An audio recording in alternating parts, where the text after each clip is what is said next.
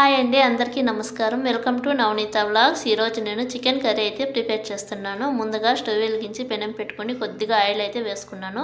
అందులోకి సాసులు వేసుకున్నాను. అవి కాస్త చిట్టుపట్లాడిన తర్వాత ఎర్రగడ్డలు వేసుకున్నాను. అలాగే కొత్తిమీర, పుదీనా, కరివేపాకు కూడా వేసుకొని బాగా వాడ్చుకోవాలి. ఇప్పుడు అందులోకి అల్లం వెల్లుల్లి పేస్ట్ కూడా వేసుకొని బాగా కలుపుకుంటున్నాను. ఇది భిన్న వాడాలంటే కొద్దిగా పసుపు అనేది వేసుకోవాలి. ఇలా పసుపు అయితే వేసుకొని బాగా వాడ్చుకుంటున్నాను. ఇప్పుడు కడిగి పెట్టుకున్న చికెన్ ముక్కలను కూడా అందులోకి అయితే వేసుకుంటున్నాను. ఈ విధంగా వేసుకొని బాగా కలుపుకోవాలన్నమాట. చికెన్ ముక్కల్ని మసాలా పట్టేటట్లు ఈ విధంగా కలుపుకున్న తర్వాత అందులోకి ఉప్పు అనేది కూడా వేసుకుంటున్నాను. ఉప్పు వేసుకొని బాగా మిక్స్ చేసుకున్న తర్వాత ఇప్పుడు మూత పెట్టి 10 నిమిషాల పాటు ఉడకనివ్వాలి. ఇలా ఉడికిన తర్వాత ముందుగా గ్రైండ్ చేసి పెట్టుకున్న మసాలా అయితే దీనిలోకి వేసుకోవాలి. మసాలా బాగా ఉడికేటట్లు 10 నిమిషాల పాటు ఉడికినిచ్చుకోవాలి. ముక్కలకు బాగా పట్టాలన్నమాట మసాలా.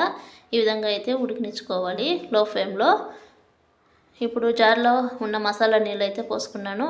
అలాగే బాగా కలబెట్టుకొని మనకి కర్రీకి ఎంత అవసరమో అంత నీళ్ళే ఇక్కడ నేను పోసుకుంటున్నాను.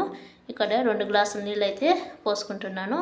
ఇప్పుడు దీన్ని బాగా కలబెట్టుకొని ఒక 10 నిమిషాల పాటు ఉడికినిచ్చుకోవాలన్నమాట.